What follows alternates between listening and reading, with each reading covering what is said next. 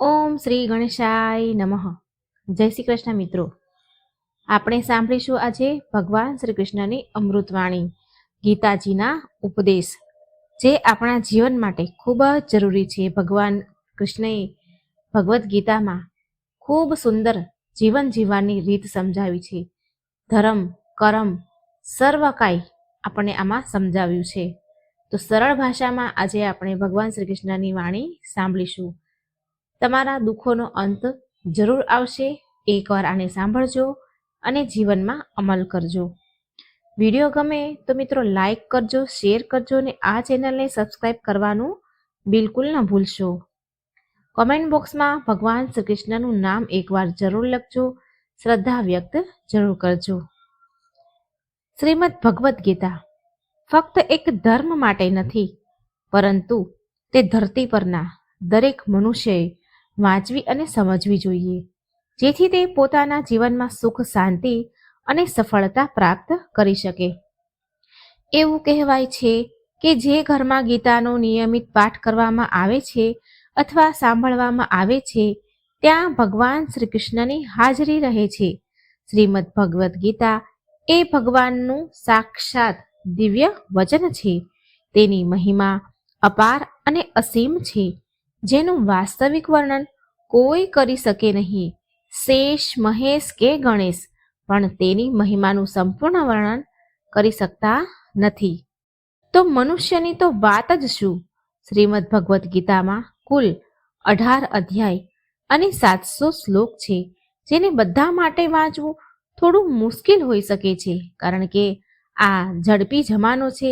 કોઈ પાસે સમય નથી એટલો બેસીને વાંચવાનો. પણ આપણે હાલતા ચાલતા, કામ કરતા, હરતા ફરતા આપણે વિડીયો તો જરૂર સાંભળી શકીએ છીએ, જેનાથી આપણને જ્ઞાન મળે.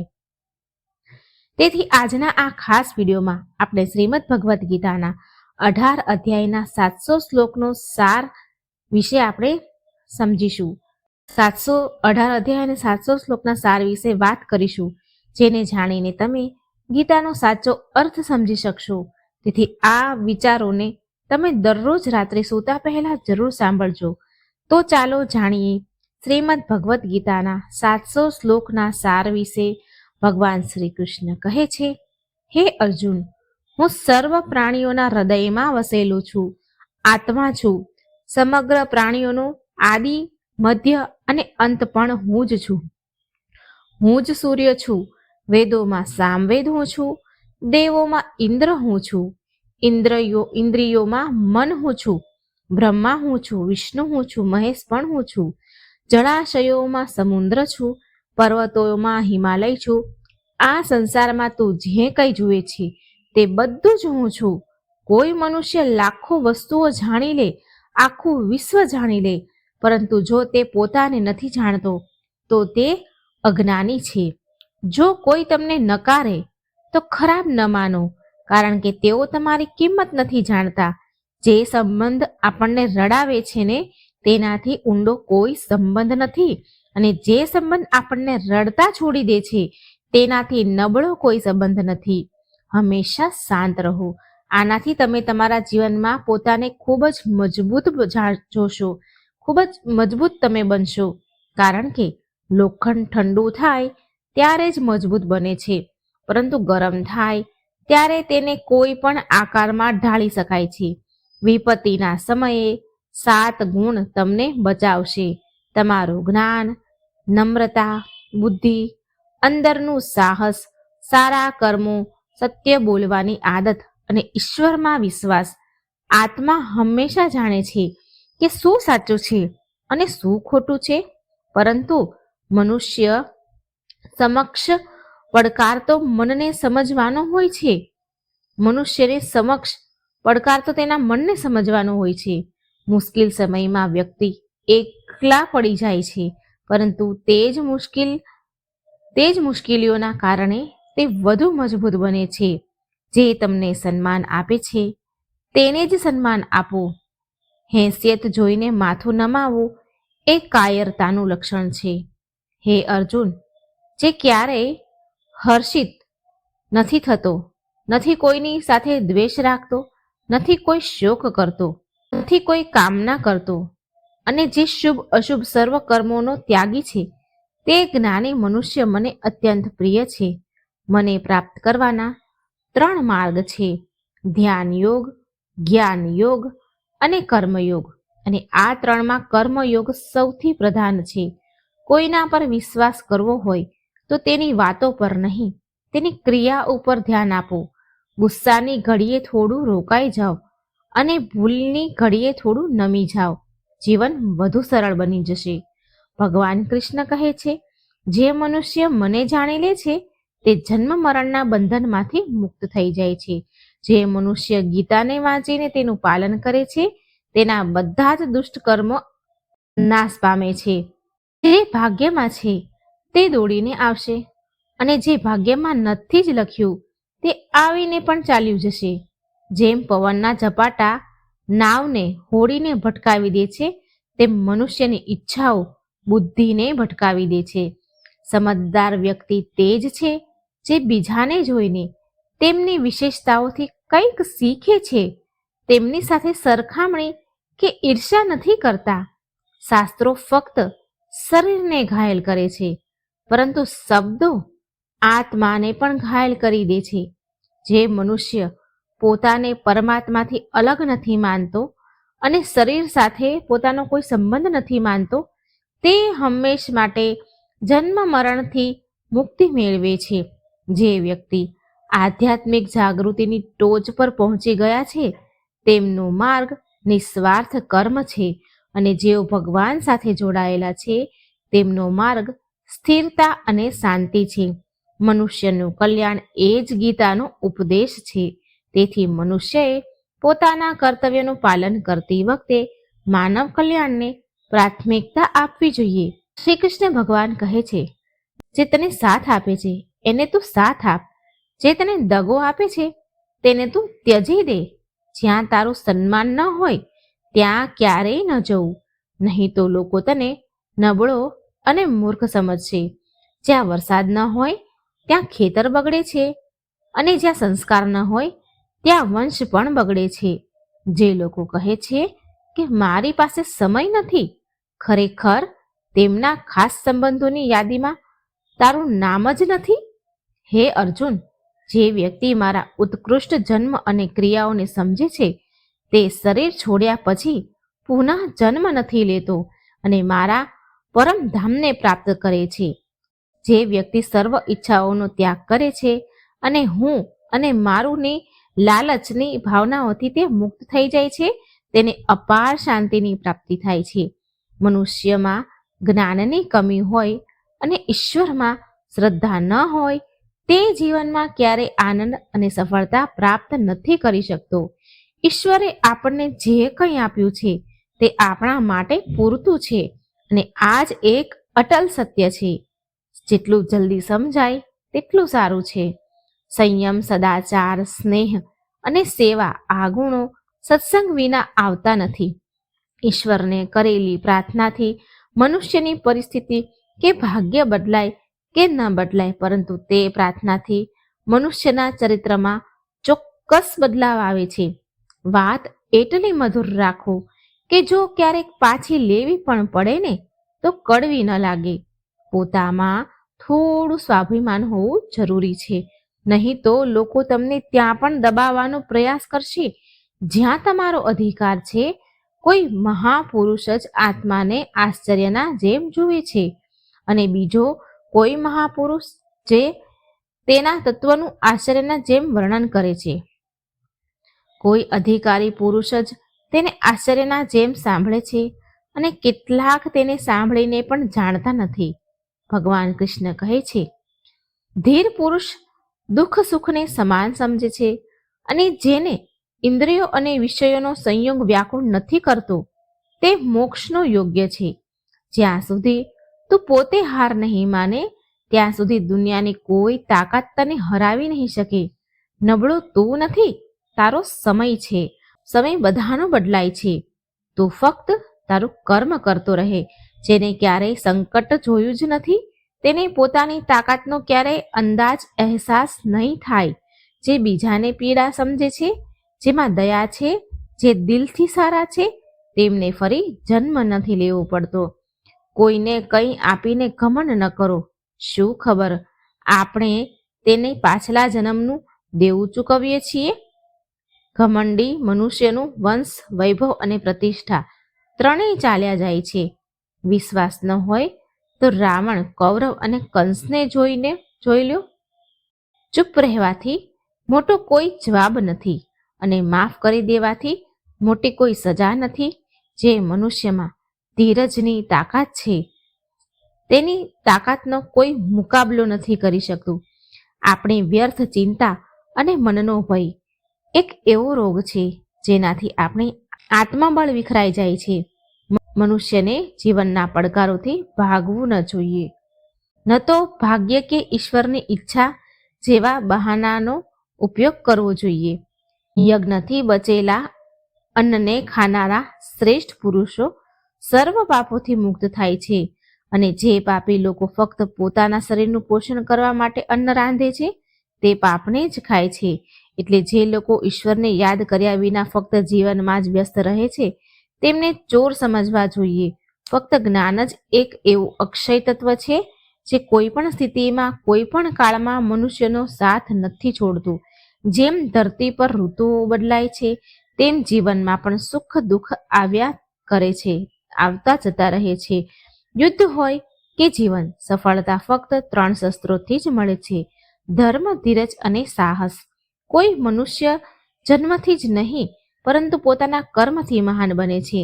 કંઈ પામવું હોય તો પોતાના પર ભરોસો રાખો, કારણ કે સહારા ગમે તેટલા સાચા હોય આખરે છોડી જ જાય છે. મિત્ર ગરીબ હોય કે અમીર તે મહત્વનું નથી. મહત્વનું એ છે કે તે તમારા ખરાબ સમયમાં તમારો કેટલો સાથ આપે છે. ધર્મ ગમે તે હોય, સારા મનુષ્ય બનો. હિસાબ આપણા કર્મનો થશે, ધર્મનો નહીં. સુખ માટે કામ કરશો તો સુખ નહીં મળે, પરંતુ સુખી થઈને કામ કરશો તો સુખ જરૂર મળશે.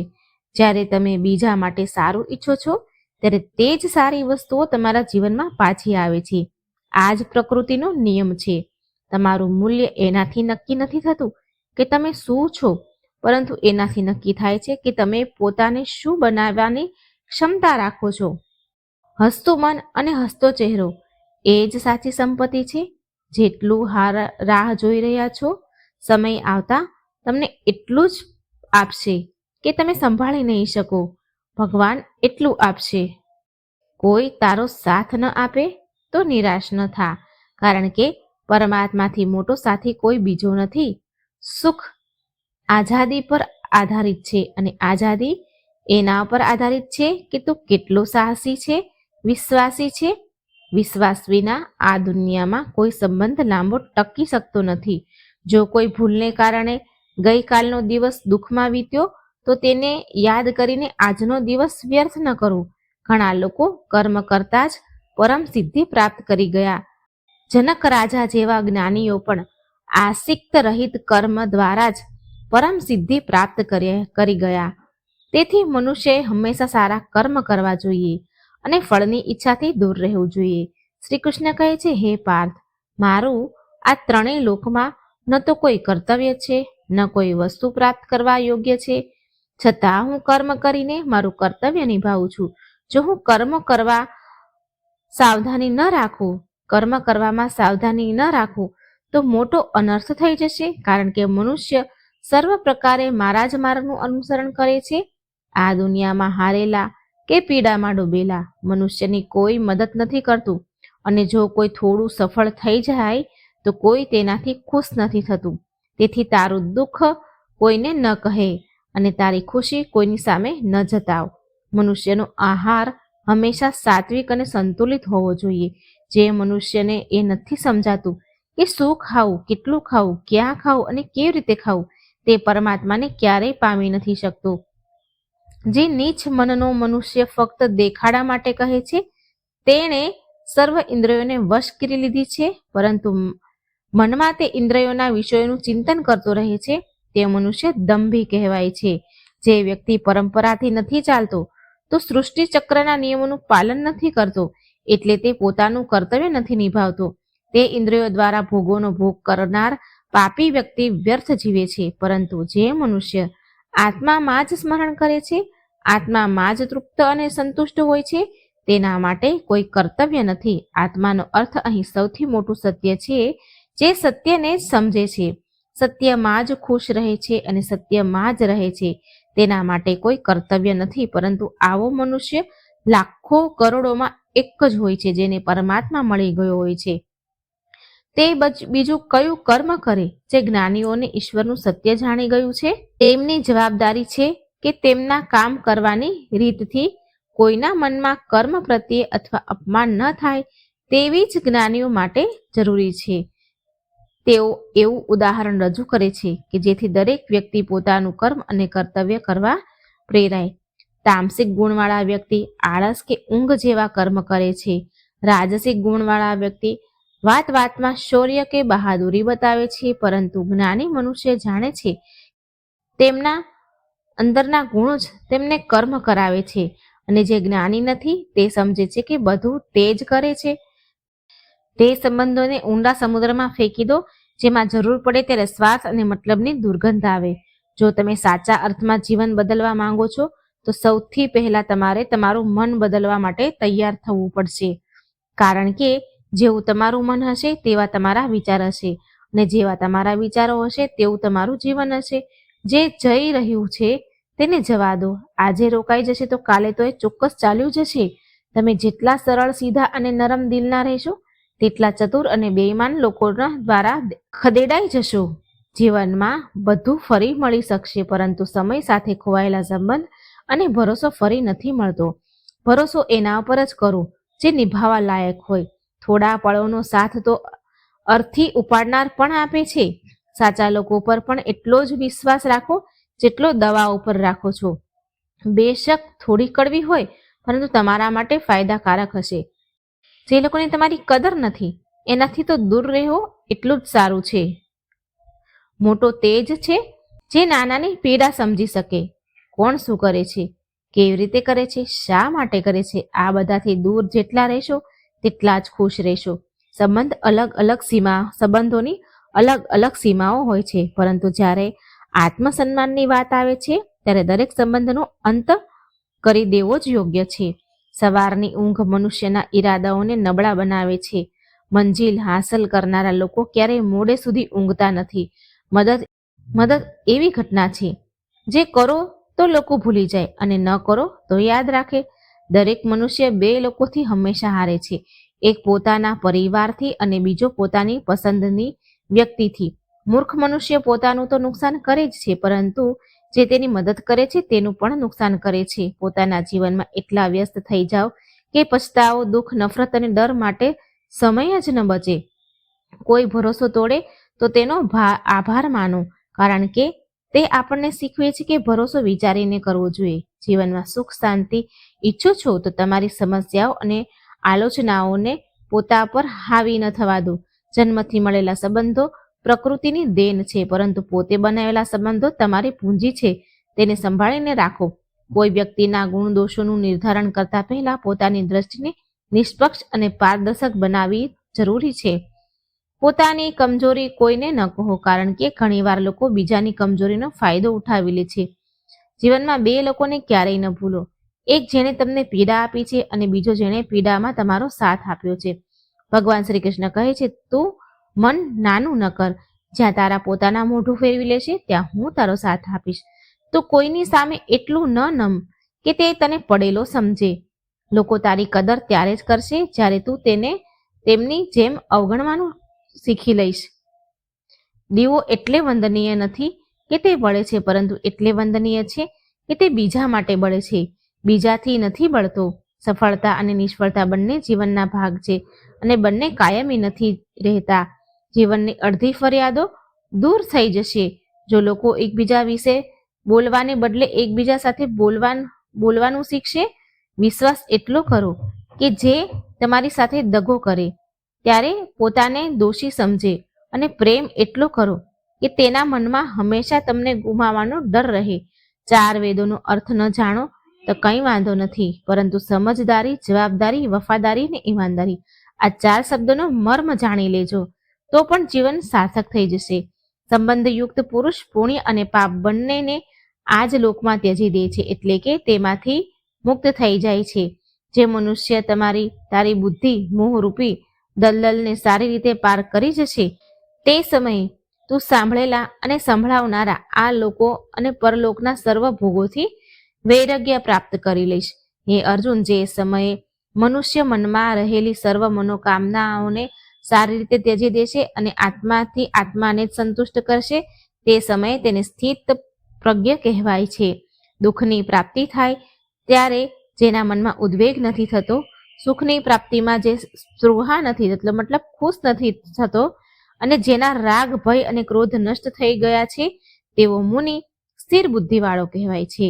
જેમ કાચબો ચારે બાજુથી પોતાના અંગોને સમેટી લે છે, તેમ જ્યારે પુરુષ ઇન્દ્રિયોના વિષયોથી ઇન્દ્રિયોને સંપૂર્ણપણે હટાવી લે છે, ત્યારે તેની બુદ્ધિ સ્થિર છે એમ સમજવું જોઈએ. કોની સાથે ક્યારે અને કેટલું બોલવું, જો તે સમજી લીધું તો તારું જીવન સાર્થક બનાવી ચૂક્યો છે. કાન્હા કહે છે કે જીવનમાં ક્યારેય તક મળે તો કોઈ માટે સારથી બનો, સ્વાર્થી નહીં. ધર્મથી ભરેલું હૃદય ધર્મની સલાહ આપે છે અને અધર્મથી ભરેલું હૃદય અધર્મની સલાહ આપે છે. મનુષ્ય એટલે દુઃખી નથી કે તે ઈશ્વરને નથી માનતો, મનુષ્ય એટલે દુઃખી છે કે તે ઈશ્વરની નથી માનતો. સમય આવે ત્યારે બધાને બધું જ મળે છે, પરંતુ સમય પહેલાની ઈચ્છા જ દુઃખનું કારણ બની જાય છે. સાચો પ્રેમ હોવું એ શુદ્ધતા અને દિવ્યતાનું પ્રતીક છે. જે કંઈ થયું તેમાં તારો કોઈ યોગદાન નથી, તેથી તારી બધી પરેશાનીઓનો વ્યર્થ છે. દરેક વસ્તુની શરૂઆત મારાથી થાય છે અને અંત પણ મારા પર જ આવે છે. ઇન્દ્રિયોથી મળતું સુખ સાચું નથી. ઇન્દ્રિયોનું સુખ પહેલા તને અમૃતની મીઠાશ આપશે, પરંતુ પછી તારો વિનાશ કરશે. શ્રી કૃષ્ણ કહે છે કે હે મનુષ્ય, તું તારું જીવન સાર્થક બનાવી શકે છે, પરંતુ તેના માટે તારે મારી શરણમાં આવવું પડશે. જો તને મારી વાત અજીબ લાગે તો તારે તારા નજરિયાને બદલવાની જરૂર છે. હજી તું વસ્તુઓને એ રીતે નથી જોતો જે રીતે હું જોઉં છું. જો તે એકવાર મારા પર વિશ્વાસ કરી લીધો તો તને જીવનમાં ક્યારેય નિરાશ નહીં થવું પડે. જે મારા પર વિશ્વાસ કરે છે તેનો સાથ હું ક્યારેય નથી છોડતો. જે વ્યક્તિ મારા ભક્તો સાથે દગો કરે છે તેના માટે હું સૌથી મોટો શત્રુ છું. જો કોઈએ મારા ભક્તને એક વાર પણ દગો આપ્યો છે તો જન્મો જન્મ સુધી હું તેના ઉદ્ધાર કરતો નથી. હું દરેક હૃદયને મંદિરની જેમ જોઉં છું. જે હૃદય જેટલું સુંદર હોય છે ત્યાં હું એટલો જ વધુ રહું છું. શ્રી ભગવાન કૃષ્ણ કહે છે, આ દુનિયામાં તું સૌથી બધાથી પ્રેમ કર, પરંતુ પૂર્ણ રીતે વિશ્વાસ કોઈના પર ન કર. જો તારે વિશ્વાસ કરવો હોય તો ફક્ત પરમાત્મા પર જ કર. જ્યારે તું શરૂઆત કરીશ તો સ્વાભાવિક રીતે તને નિષ્ફળતા મળી શકે છે. ઘણીવાર તને પડવું પણ પડી શકે છે, પરંતુ એનો અર્થ એ નથી કે તું તે કામ કરવાનું છોડી દે. એક સમય આવશે જ્યારે તું પરિપૂર્ણ થઈ જઈશ અને તારા બધા કામ સફળ થઈ જશે. આ કામમાં હું હંમેશા તારી સાથે ઊભો રહીશ. તારા દરેક નાના મોટા કર્મમાં હું સાથ આપીશ. તારું દિલ જે કહે છે તે કર, પરંતુ નમ્રતા અને સરળતા સાથે, અહંકાર સાથે નહીં. આ ધરતી પર આવ્યા પછી તારો મુખ્ય ઉદ્દેશ અહીંથી મુક્ત થવાનો છે. ફક્ત તે જ મનુષ્ય મુક્ત થઈ શકે છે જે પોતાના કર્મમાં દ્રઢ સંકલ્પ સાથે સ્થિર હોય અને સુખ દુઃખને સમાન રીતે સહન કરે. જે મનુષ્ય પોતાના આત્માની વાત સાંભળી શકે છે તે મારી સાથે વાત કરી શકે છે અને મને જોઈ પણ શકે છે.